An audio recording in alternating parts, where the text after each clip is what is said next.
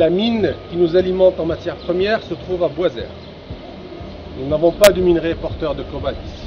La provenance est de Boisère. Et avec, c'est vers Ouarzazate. D'accord? Et avec ce métal, on ne valorise pas que le cobalt. Il y a également du cuivre, de l'arsenic, du nickel et de l'or. Donc tout ça vient dans la même formulation, enfin le même minerai. Et il y a déjà une première valorisation qui se fait à Boisère. Si vous voulez, sur toute la chaîne, on démarre avec un minerai qui fait du 0,6 à 1% cobalt. Et vous allez voir en bout de ligne, ça finit à 99,9% de cobalt. Donc on part de très peu et on arrive à quelque chose d'extrêmement riche et de valorisé, qui est justement la cathode de cobalt, qui devient à son tour matière première pour d'autres unités de production qui sont un peu partout dans le monde. C'est bon? Est-ce qu'on peut démarrer la visite? Oui. Allons-y. Donc je donne la parole à monsieur Samoukala pour la visite.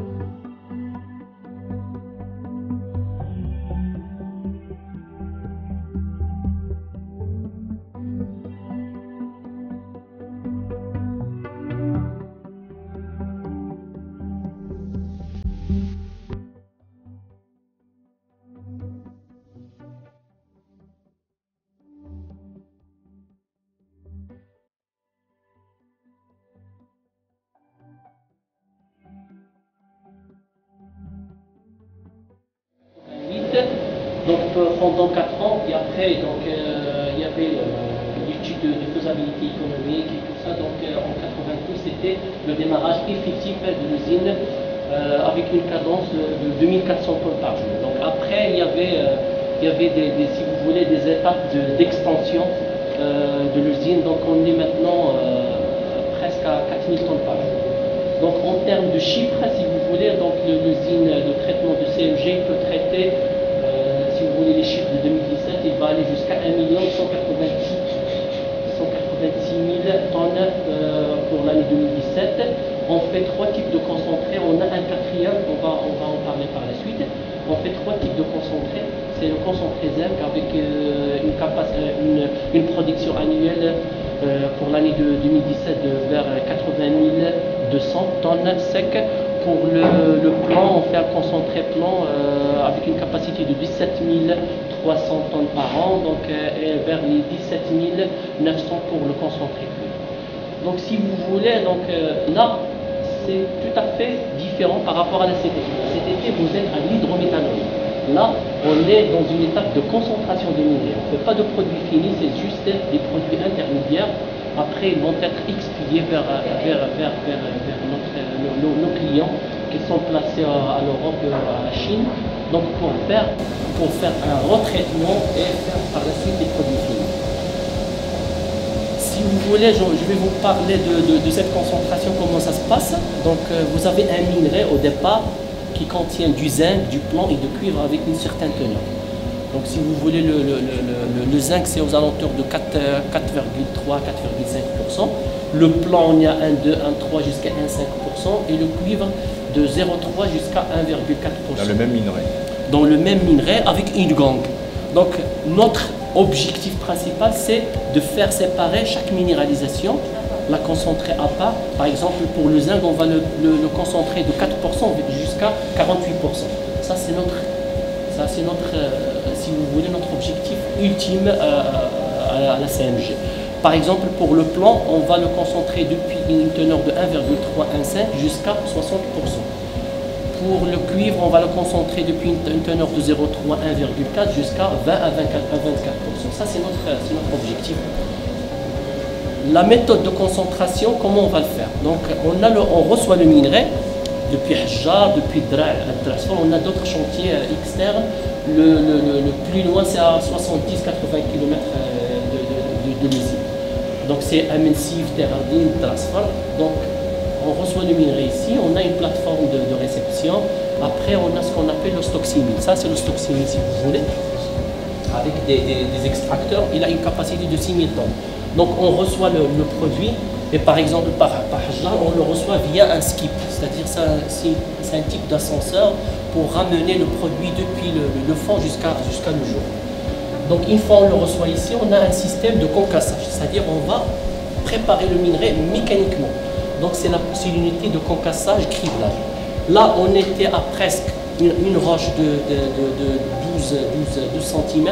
Là, on va passer à 1,4 cm de diamètre. Ok, une fois on fait le concassage, là on va passer à l'usine de traitement. Donc les 1,4 cm ils sont stockés dans des silos de 2500 tonnes chacun. Ça c'est l'alimentation usine.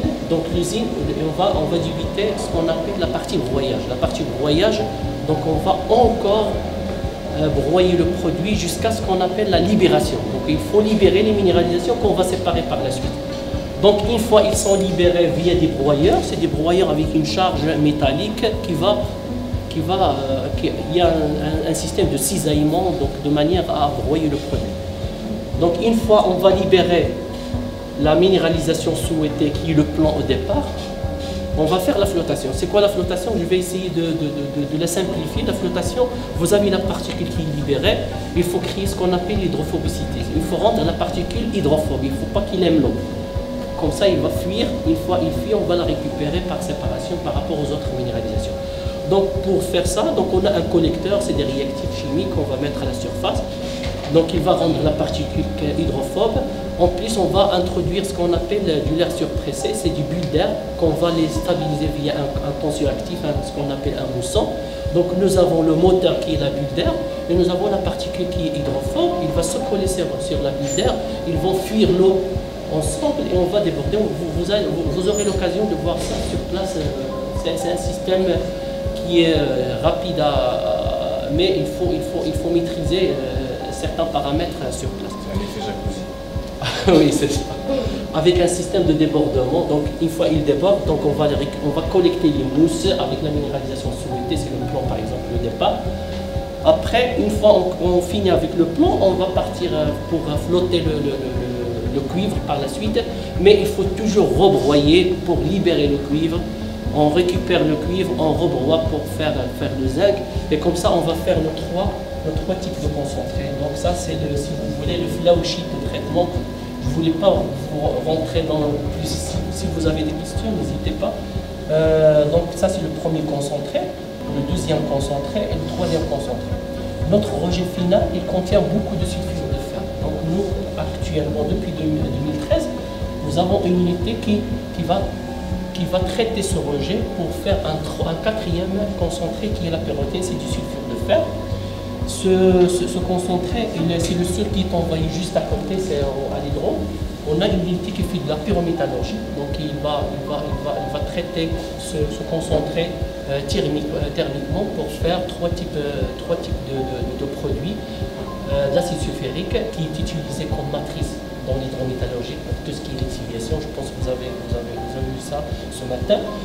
Nous avons produit de l'oxyde de fer et nous avons produit également de la vapeur et de l'électricité. Si vous voulez, c'est un projet de développement durable qui va traiter notre rejet frais pour faire un autre produit de valeur ajoutée.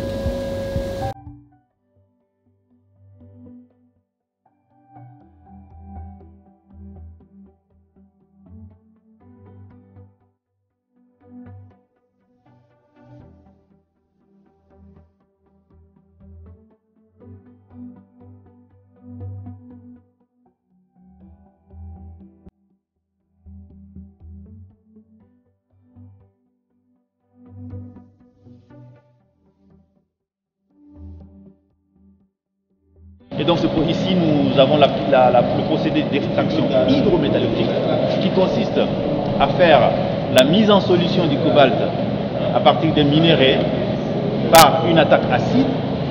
Ensuite, la solution riche en cobalt est purifiée pour être débarrassée des autres métaux qui accompagnent le cobalt dans sa matrice de base. Une fois ces métaux comme le nickel, le fer, l'arsenic éliminés, Nous avons une solution pure de cobalt qui va subir un procédé d'électrolyse qui consiste à recristalliser ce cobalt liquide comme solide. Et c'est ça le métal que vous voyez, le produit fini qui est produit par Electrowinning. Et vous produisez combien de tonnes par an? Nous avons une capacité de 2000 tonnes annuelles de cobalt. Et qu'est-ce que vous faites des autres produits? Les sous-produits sont valorisés. L'arsenic est valorisé, le cuivre est valorisé, le nickel est valorisé. Ceux qui ne le sont pas encore sont stockés dans des bassins, comme le manganèse. Il est stocké dans un bassin qui se concentre chaque année. Et une fois qu'on aura développé un process qui puisse nous permettre de valoriser le manganèse, on le fera aussi. Nos clients, c'est l'Occident et l'Orient.